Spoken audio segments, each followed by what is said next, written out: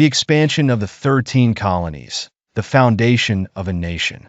In the 17th century, a series of European settlements began to take shape along the eastern coasts of North America. These communities, known as the 13 colonies, evolved from small villages into a network of economically dynamic, socially diverse, and politically restless regions. Their territorial expansion was a process marked by economic ambitions, conflicts with indigenous nations, rivalries among European empires, and a growing collective identity. This account seeks to explore how the 13 colonies expanded their physical presence and how this expansion prepared the ground for the birth of the United States. The first colonies, surviving by the edge of the blade. In the scorching summer of 1607, a group of Englishmen landed on the shores of a strange world, founding what would become England's first permanent colony in North America, Jamestown, Virginia. But what began as an act of hope quickly turned into a desperate struggle for survival. Hunger, disease, and disputes with the Powhatan tribes claimed so many lives that the first winter came to be known as the starving time. Of the original 104 settlers, only 38 survived. Yet, these few men and women did not give up. Against all odds, they discovered that tobacco, a plant native to the Americas, could save the colony. John Rolfe, with his ingenuity, developed a tobacco variant suitable for the European market. This discovery not only filled the settlers' coffers, but also marked the beginning of an unstoppable cycle of expansion into indigenous lands to meet the growing demand for this lucrative crop. Meanwhile, hundreds of miles to the north, a different group of settlers crossed the Atlantic in 1620, seeking not wealth but spiritual freedom. The Pilgrims of the Mayflower arrived on the shores of what is now Massachusetts, establishing the Plymouth colony.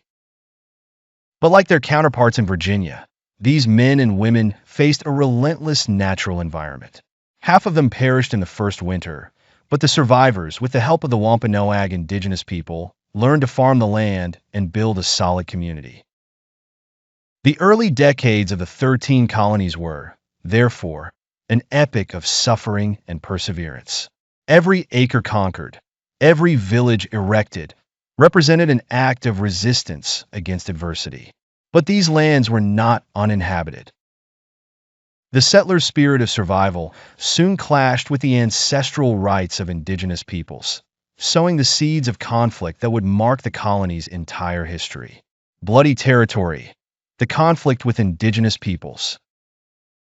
The arrival of Europeans in America was not just a conquest of lands. It was also a clash of civilizations. The indigenous peoples who had inhabited these lands for millennia watched with concern as the newcomers cut down forests, polluted rivers, and seized lands. The initial alliances, marked by exchanges of food and knowledge, soon crumbled under the weight of colonial greed. The most brutal conflict of this era was King Philip's War, 1675 to 1678, an uprising led by Metacomet, the charismatic Wampanoag leader known as King Philip. For 3 years, the tribes of New England fought for their right to exist, setting colonial villages ablaze and massacring those who invaded their lands. But the settlers responded with equal ferocity, destroying indigenous villages and reducing the way of life of many tribes to ashes. The war ended with the defeat of the indigenous peoples, but at a terrible cost. Thousands of lives were lost on both sides, and the surviving indigenous peoples were enslaved, displaced, or relegated to less fertile lands. The echo of their war drums, silenced but not forgotten, was etched into the ever-expanding frontiers of the 13 colonies. In Pennsylvania, under the leadership of Quaker William Penn, there was a more peaceful attempt at coexistence. Penn signed treaties with the Lenape tribes, initially respecting their lands. But even here, tensions soon emerged. As more European settlers arrived, the treaties became meaningless, and the Lenape were displaced like so many others. Economic expansion. an insatiable hunger for land. As the colonies established themselves, their economies began to flourish, driven by agriculture, trade, and manufacturing. However, this prosperity came at a cost: the constant need to expand. In the South, tobacco and cotton plantations became the engine of the colonial economy. But for these vast estates to function, landowners needed more land and more labor. Settlers moved inland, encroaching on indigenous territories. Each advance provoked new tensions, new conflicts, and often new wars. In New England, where the soil was less fertile, settlers found wealth in the forests and seas. Trees became ships, and ships became a naval industry that connected the colonies to the world. In New York and Pennsylvania, the vast fertile lands attracted immigrants from across Europe. German farmers, Dutch merchants, and English Quakers transformed these colonies into the breadbaskets of the continent. But the agricultural boom would not have been possible without the forced displacement of the Iroquois and other indigenous nations that once dominated these lands. Land was wealth, and wealth was power. But the race to control these lands created tensions not only with indigenous peoples, but also among the colonies themselves and with the British Crown, which sought to impose its authority on an increasingly independent society. Imperial rivalry, a bloody chessboard. While the 13 colonies struggled to expand, they were not alone in this contested territory. France and Spain also had their own interests in North America, and tensions among these European empires soon erupted into open conflicts. The French and Indian War, 1754 to 1763, was the decisive confrontation between Great Britain and France for control of the continent. The British colonies, eager to expand into the Ohio River Valley, clashed with French settlers and their indigenous allies. For nearly a decade, the colonies became battlefields where guerrilla warfare, brutal sieges, and indiscriminate massacres were waged. The British victory was overwhelming. With the Treaty of Paris in 1763, France ceded all its territory east of the Mississippi River. However, this triumph did not bring peace. Aware of tensions with indigenous tribes, the British issued the Proclamation of 1763, which prohibited settlers from advancing beyond the Appalachian Mountains. For the colonists, this decision was an insult.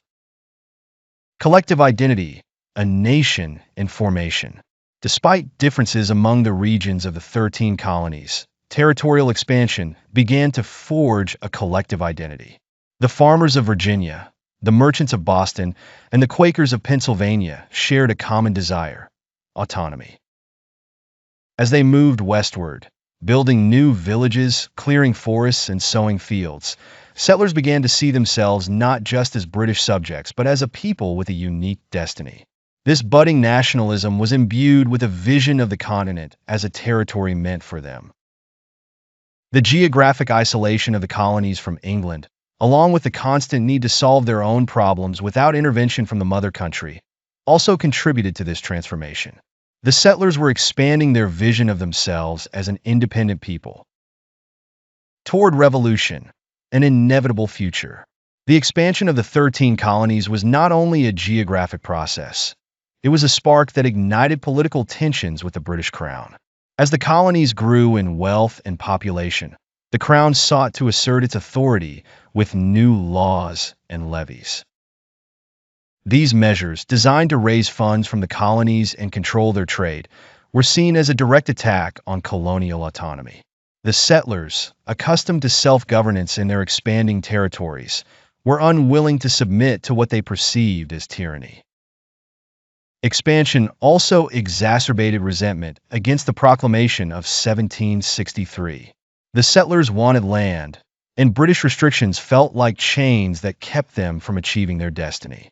Farmers, merchants, and colonial leaders began to view the Crown not as a protector, but as an obstacle. With each new law and restriction, discontent grew. Eventually, the colonies began to unite, first in protests, then in boycotts, and finally in a revolution that would change the course of history.